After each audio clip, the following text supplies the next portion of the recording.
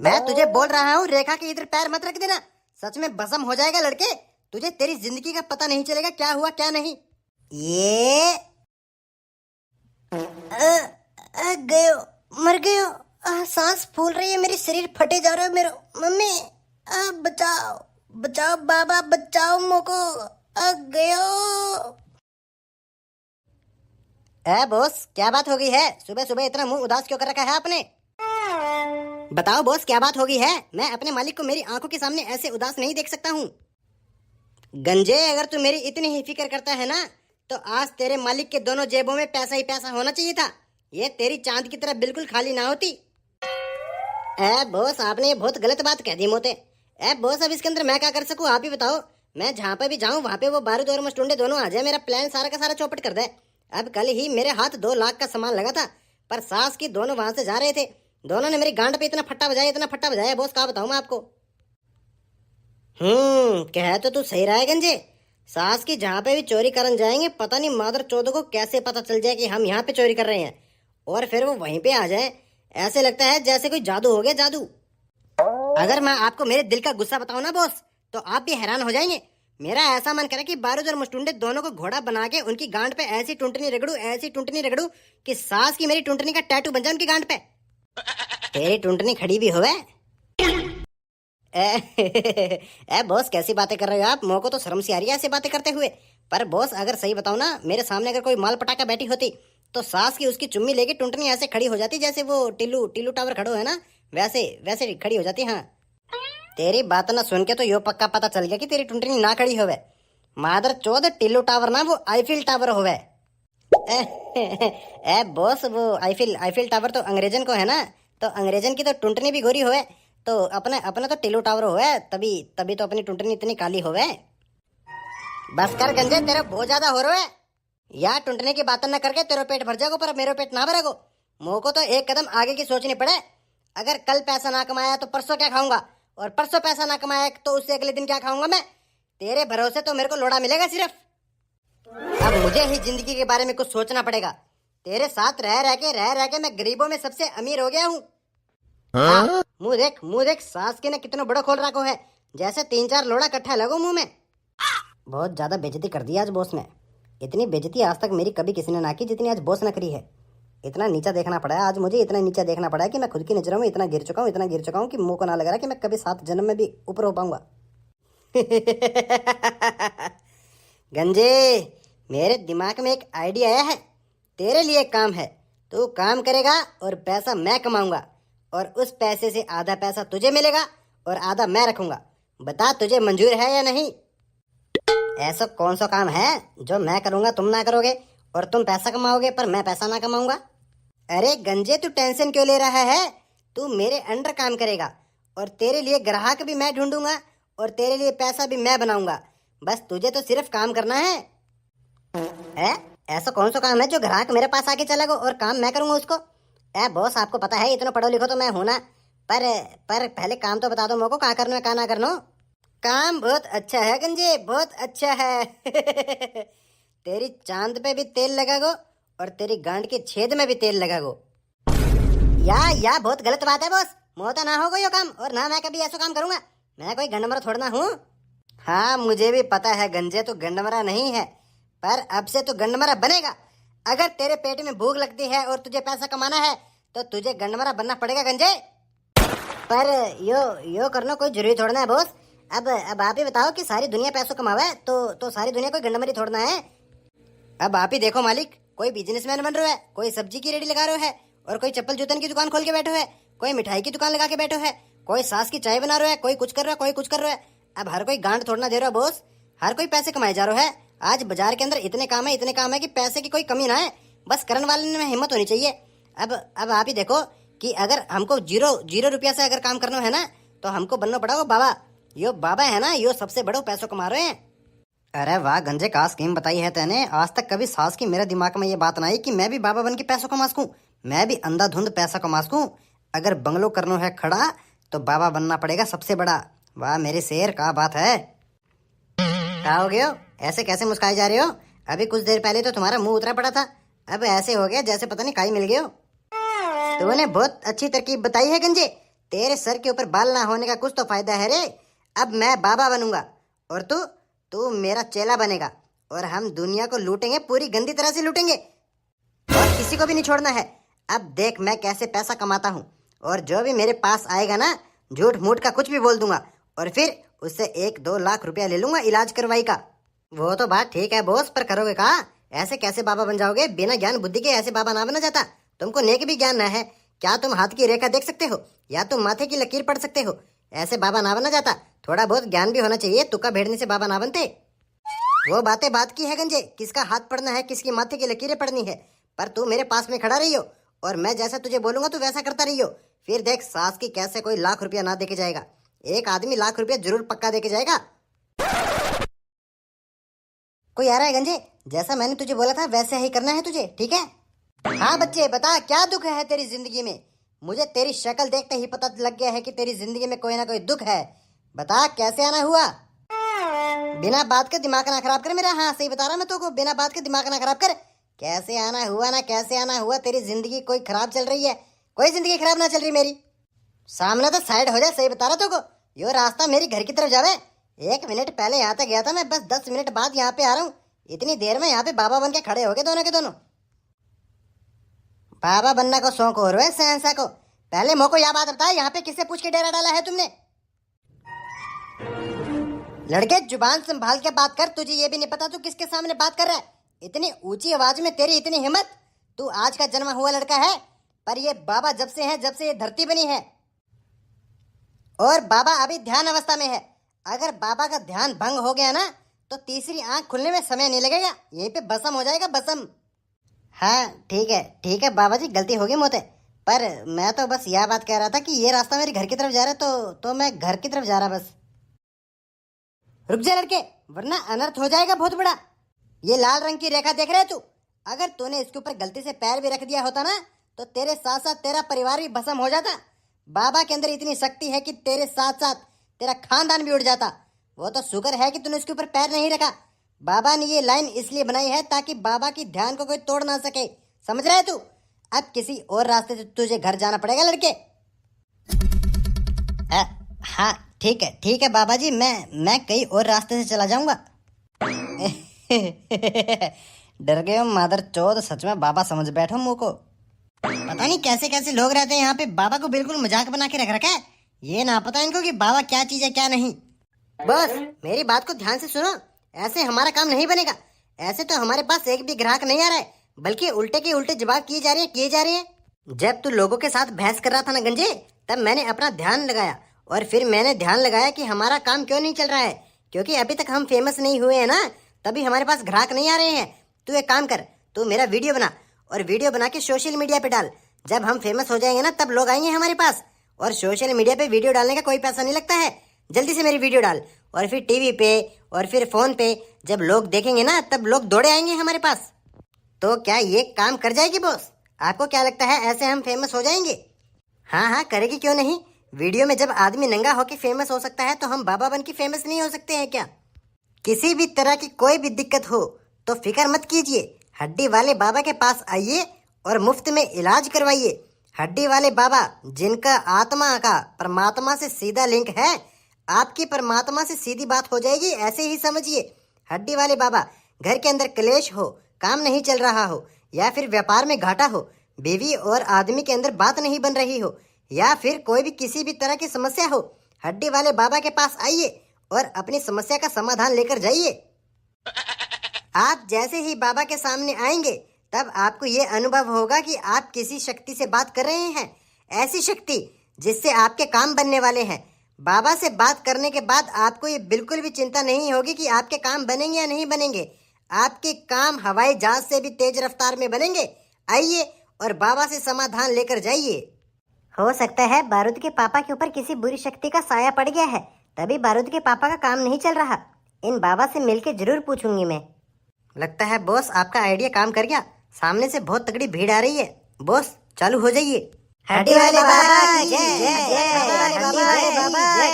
जय। बोलो भक्तों, हड्डी वाले बाबा की जय हो, जय हो, जय हो। बताओ बिटिया, क्या दिक्कत क्या है?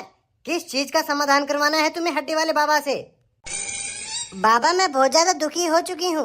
मेरे पति घर में रात को दारू पी के आते हैं और फिर रात में घर में आके कलेश करते हैं। बस इतनी सी बात। ऐसे समझो बिटिया, तुमने कही बाबा तक बात पहुंच गई। अभी बाबा तुम्हारी समस्या का समाधान कर देते हैं। तुम सब यहाँ पे एक समस्या लेके आए हो और उस समस्या का समाधान हड्डी वाले बाबा करेंगे, निःशुल्क करेंगे। यहाँ पे कोई भी धनराशि नहीं ली जाएगी आपसे। बाबा तुम्हारा बिल्कुल निवारण करके भेजेंगे। अच्छा, तो जाओ, जल्दी से जाओ, समस्या का हल निकाल के लाओ। क्या समस्या है आके मुझे जल्दी बताओ। ये बाबा अकेले क्यों बात कर रहे हैं? बिटिया, बाबा अकेले बात नहीं कर रहे हैं। बाबा के पास प्रेत आत्माएं हैं। वो आत्माओं से बात कर रहे हैं और वो आत्माएं तुम्हारे घर में जाएगी और तुम्हारे घर में जाके वो दिक्कत पता करेगी कहाँ पे समस्या आ रही है। हाँ ठीक है, मारो मारो, कस के मारो और जब तक मारते रहो जब तक साले की जान ना निकल जाए। बाबा किसे मारने की बात कर रहे हैं? क्या वो मेरे पति को पिटवा रहे हैं किसी से? नहीं नहीं बिटिया, तुम्हारे पति के शरीर के अंदर 3-4 प्रेत आत्मा थी। तुम्हारे पति के पीछे काफी समय से प्रेत आत्मा लगी हुई है।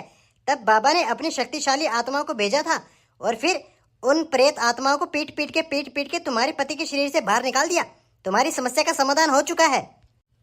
हड्डी वाले बाबा की जय हो, जय हो, जय हो। धन्यवाद बाबा, अब मैं चलती हूँ। क्या? नहीं नहीं, अरे वो हमारे भगत हैं और भगत के साथ ऐसा नहीं करते। अरे क्या 1-2 लाख रुपए? नहीं नहीं, ये कुछ ज़्यादा ही हैं। लेने पड़ेंगे। ठीक है, चलो मैं बात करके देखता हूँ। बिटिया, तुम्हारी समस्या का समाधान हो चुका है, पर तुम्हें 1-2 लाख रुपए चढ़ा के फिर ही यहाँ से जाना पड़ेगा। क्या 1-2 लाख रुपए? बाबा, आप तो कह रहे थे कि आप बिना धनराशि के इलाज करेंगे, पर आप तो पैसे मांग रहे हो। मेरे बच्चे, मैं पैसे नहीं मांग रहा हूँ। मैं तो इलाज फ्री में ही करता हूँ, पर प्रेत आत्माएं पैसे मांगती है। प्रेत आत्माएं पैसे इसलिए मांगती है क्योंकि ना तो प्रेत आत्माएं कपड़े पहनती है, ना खाना खाती है, ना कुछ पीती है। तो प्रेत आत्माएं कहती है कि हमारे नाम से पैसे लेके हमारे नाम का हवन करवा देना, जिससे प्रेत आत्माएं और शक्तिशाली हो जाती है। ठीक है बाबा जी, मेरे पास 1-2 लाख रुपए तो नहीं है, पर मेरे पास अभी 40,000 रुपए हैं। ये मैं मेरे मन से चढ़ा के जा रही हूँ। रुको बिटिया, तुमको बाबा के चरणों में पैसे यहीं से चढ़ाने पड़ेंगे। अगर तुमने लाइन को पार कर दिया तो बहुत बड़ा अनर्थ हो जाएगा। इस लाइन को पार करने वाला बाबा की शक्तियों को झेल नहीं पाता है। ठीक है बाबा जी। आइए भक्तजनों, बताइए आपको क्या दिक्कत है। बाबा आपके लिए ही बैठे हैं। आपकी समस्या बाबा की समस्या है। बाबा, मुझे एक गुप्त रोग है। इस रोग के कारण मेरी पत्नी मुझसे संतुष्ट नहीं हो पाती है। कोई रोग का इलाज बताइए ना। तो अब तू क्या चाहता है? बाबा तेरे घर पे जाके तेरी पत्नी को संतुष्ट करें? मजाक बना रखा है। बाबा की भावनाओं के साथ खेलने की हिम्मत मत करना। गुप्त रोग है ना, कोई गुप्त रोग है। कान पे 2 लगाऊंगा, उससे पहले यहाँ से चला जा। कैसो चेलो है यो, आरामता भी तो कहस गया बात, गले ही पड़ गयो। हाँ भैया, बताओ क्या समस्या है। वहाँ पे खड़े रहने से तुम्हारी समस्या का हल नहीं हो जाएगा। बाबा को बताओ। नहीं नहीं, मुझको कोई समस्या नहीं है। मैं तो खुद पंडित हूँ। मैं तो बस ये देखने आया था कि बाबा कैसे चमत्कार करते हैं। देख लिए होगा चमत्कार, अब निकल जाए यहाँ से, वरना तेरे को चमत्कार ऐसो दिखाऊंगा कि तू कभी चमत्कार को नाम न लगो मुंह पे। ये कोई बाबा की तमीज है क्या? ऐसे बात करते हैं क्या भक्तों से? गंजे, हमारा काम बहुत अच्छा चल रहा है, पर तेरे पता नहीं क्या गांड में कीड़ा है ऐसा जो तू भक्तों को नाराज करके भेज देता है। ए बॉस, वो लोग बात देखो कैसे करते हैं। ये कोई तमीज थोड़ना है बात करने की। हम यहाँ पे इलाज थोड़ना कर रहे हैं। कोई गांड का इलाज करवा रहा है, कोई कह रहा है कि मेरे गुप्त रोग है, कोई कह रहा है कि हम बाबा को देखने आए हैं। बाबा को देखने की चीज छोड़ना होती है। गंजे, यही तो तेरी दिक्कत है। हमारे सामने तरह तरह के लोग आएंगे तो हमें कैसे बात करनी है, कैसे उनके साथ समस्या का हल करना है, वो सब हमें ही देखना पड़ेगा। व्यवस्था हमें बनानी पड़ेगी गंजे। अब देख, जैसे उस औरत के पास 40,000 रुपए थे, उसने झेड़ी 40,000 रुपए यहाँ पे रख दिए। ऐसे हम बात करेंगे ना तो हमको करोड़पति बनने से कोई नहीं रोक सकता है। अब मैं जल्दी से बाबा के पास जाती हूँ और फिर बाबा से समस्या का हल पूछ के आती हूँ। अरे बेटा बारूद, आ गया तू? मैं तेरा ही इंतजार कर रही थी। क्या बात हो गई मम्मी, मेरा क्यों इंतजार कर रहे थे आप? कोई बात है क्या? हाँ बेटा, तुम मेरे साथ चलो। वो हड्डी वाले बाबा है ना, आज मैंने उनकी न्यूज देखी थी टीवी पे। तब वहाँ पे बहुत ज्यादा भीड़ हुई पड़ी थी, लोग आए हुए थे दूर दूर से। तो मैं तेरे पापा के बारे में पूछने जा रही थी, तो साथ में मैंने सोचा कि तेरे भी फ्यूचर के बारे में पूछ लेंगे बाबा से। चल आजा, तू मेरे साथ चल। मम्मी मैंने आपको सुबह ही बताया था ऐसी कोई चीज नहीं होती है, ये सिर्फ और सिर्फ समय की बात होती है। किसी का समय अच्छा होता है, किसी का समय बुरा होता है, पर ऐसे चक्करों में ना पड़ो मम्मी। चुप कर, तू मेरे साथ चलेगा बस, मैंने तुझसे कह दिया ना। हाँ हाँ हाँ ठीक ठीक है मम्मी। बहुत सामने से कोई आ रहा है, चलो शुरू हो जाओ। अरे ये तो बारूद की मम्मी है। बारूद की मम्मी यहाँ पे क्या कर रही है? वैसे ये बात भी सही है, किस्मत कभी कभी किसी का साथ देती है। ऐसी किस्मत दोबारा नहीं आने वाली। आज इसकी मम्मी से कम 3-4 करोड़ रुपए तो मांग ही लूंगा। आओ आओ मैडम, हड्डी वाले बाबा की जगह पे आपका आने के लिए बहुत बहुत धन्यवाद। बताइए क्या समस्या है आपको? ये दोनों कहाँ से आ गए अब? सास की पता नहीं ऐसी कौन सी खुशबू आती है इनको कि पता लग जाता है कि हम कोई ना कोई कांड करने जा रहे हैं, और फिर इन दोनों को पता भी लग जाए। अब की बार इनको ना पता लगने दूंगा मैं। बारूद की मम्मी से बस 4-5 करोड़ रुपए लेके यहाँ तक निकल दूंगा। वो बाबा जी बात कुछ ऐसी है कि मेरे पति का काम अच्छा नहीं चल रहा। इन दिनों के अंदर मेरे पति ने 1 रुपए का भी काम नहीं किया है, और ऊपर से उनका ऑफिस जाने का मन भी नहीं कर रहा। और जैसे ही वो ऑफिस जाते हैं तो ऑफिस में उनका मन नहीं लगता है, वो घर पे आ जाते हैं, और काफ़ी दिन हो गए हैं वो घर पे ही बैठे हैं। तो बस मैं ये पूछनी रही थी कि मेरे पति का काम क्यों नहीं चल रहा है। जाओ जल्दी से जाओ, राक्षसीय सेना को जल्दी साथ लेके जाओ। अरे सच में ऐसी ऐसी भी दिक्कत है? अच्छा ठीक है, नहीं ये अनर्थ है। अरे हैं, ये बाबा किससे बात कर रहा है? तो को समझ में आ रही है मस्टुंडे? मुझे कुछ भी ना समझ आ रही, बस मैं तो उसकी तरफ देखे जा रहा हूँ, वो कर रहा है। हाँ पकड़ लो इसे और इसे जलती हुई आग में डालो। हाँ डुबाओ इसको, आग के अंदर डुबकियां लगवाओ इसकी 3-4, फिर ही मानेगा ये। ए बाबा आप बात किससे कर रहे हो? यहाँ पे तो कोई है ही ना। बच्चा मैं प्रेत आत्माओं से बात कर रहा हूँ, वो मेरे आसपास ही है। वो सिर्फ मुझे ही दिखाई देती है, हर किसी को दिखाई नहीं देती, क्योंकि मैंने तपस्या की है ना, इसीलिए। बेटिया तुम्हारा काम हो चुका है। तुम्हारे पति के पीछे बहुत खतरनाक आत्माएं लगी हुई थी, और वो तुम्हारे पति का काम ठप करना चाहती थी बिल्कुल, पर तुम समय से मेरे पास आ गई और तुम्हारा काम भी हो गया। जाओ बिटिया, अब तुम्हारे पति का काम बहुत ज्यादा चलेगा। दिन में रात में पैसा ही पैसा होगा, घर में पैसा ही पैसा। हड्डी वाले बाबा की जय हो जय हो जय हो जय हो। हैं क्या इनसे भी लेने हैं? कितने लेने हैं बताओ? हाँ हाँ कोई बात नहीं, बताओ बताओ। क्या 7-8 करोड़? 7-8 करोड़, चलो मैं बात करता हूँ। सुनती हो बिटिया, ये जो मेरे आसपास आत्माएं रहती है ना, ये मुझे इशारा कर रही है कि तुम 4-5 करोड़ रुपए का दान कर दो, क्योंकि इन्होंने तुमको चुना है। ये तुम्हारे साथ तुम्हारे घर जाएंगी, तो ये आत्माएं कह रही है कि तुम 4-5 करोड़ रुपए का दान कर दो। 4-5 करोड़? 4-5 करोड़ रुपए थोड़े होते हैं? तुमको नेक भी शर्म आती मांगते हुए? हुआ कोई 500 मांग लिए, 200 मांग लिए, 400 मांग लिए, पर तुमने तो 4-5 करोड़ रुपए मांग लिए। मम्मी तुम तो कह रहे थे कि ये बाबा फ्री में इलाज करते हैं, पर इन्होंने तो पैसे मांग लिए। अरे बेटा तुम गलत समझ रहे हो, मैं इन आत्माओं के लिए पैसे मांग रहा हूँ, अपने लिए पैसे नहीं मांग रहा। क्योंकि ये आत्माएं तुम्हारे घर पे जाएंगी तुम्हारे साथ में, ये तुम्हारे घर की रक्षा करेगी। तुम्हारे घर के अंदर कभी कोई बुरी आत्मा आएगी ना, कोई बुरा साया आएगा, तो ये आत्माएं उनसे लड़ेगी, ठीक है?